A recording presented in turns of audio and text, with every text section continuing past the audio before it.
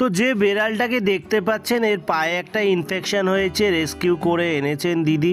তো আনার পরে আমাকে ডেকেছে, ডাকার পরে আমি দেখছি যে পায়ে বড় ইনফেকশন হয়ে গেছে, কোনোভাবে কেটে গেছিলো, তারপরে সেখানে ঘা হয়ে গিয়ে জায়গাটা কিন্তু বড় ইনফেকশন হয়ে গেছিলো।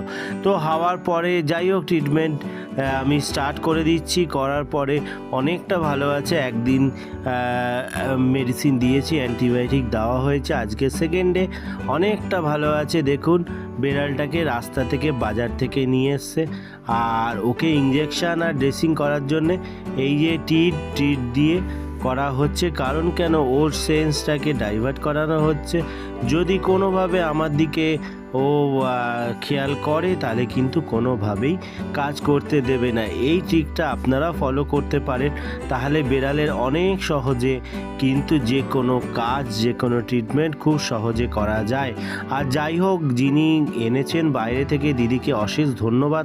বাইরে থেকে তুলে নিয়ে তাকে ভালো করার চেষ্টা করছে, আর 5 দিনের ইঞ্জেকশান ড্রেসিং করার পরে খুব ভালো আছে। এটা কয়েকদিন আগের ভিডিও করেছিলাম, তো ভালো আছে। ভিডিওটা শেয়ার করুন, সাবস্ক্রাইব করে আশীর্বাদ করুন।